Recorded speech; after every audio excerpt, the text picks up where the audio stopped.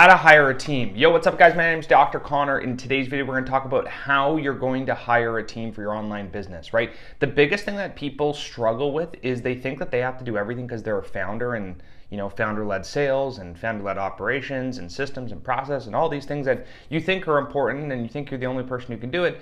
Usually those are the things that you can actually delegate, right? So the first thing that I like to talk about is the ball and the triangle. We've done other videos about this. If you imagine a triangle and a ball is dropped on top of that triangle, it's forced to go to one side or the other, right? And in your business, that is sales and fulfillment, right? So that triangle is going to push that ball either to sales, prospecting, appointment setting, lead generation, or fulfillment, actually delivering your service. You as the founder need to decide which one of those two things you're going to do, and then you're going to hire a team to do all those other things around it. Now, within the sales and the fulfillment world, there's also these other triangles that get broken up. For example, in the sales world, there's setting and closing, right? So if you're going to be the closer, then you need to have someone who's doing setting for you.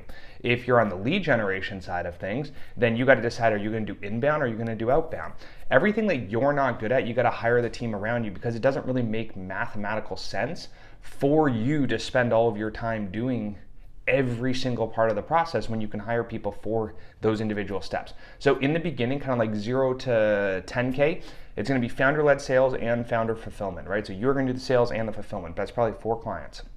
Once you hit that, the next thing you're going to do is you're going to switch that skill over to you doing only sales, and you're going to hire one person to do account management for you. So now it's you doing sales, one person doing account management.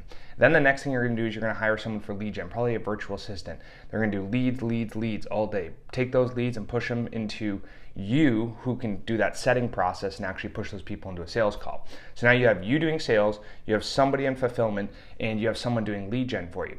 The next step you're going to do is you're going to hire a setter. So you're doing sales, you got someone in fulfillment, you got a VA doing lead gen, and then the next person is going to come in and set and take the leads from that VA and set them to your calendar and maybe qualify them a little bit better and do that chat setting process. Maybe it's a phone set as well. That's also possible. The very last thing you're probably going to do is remove yourself from sales.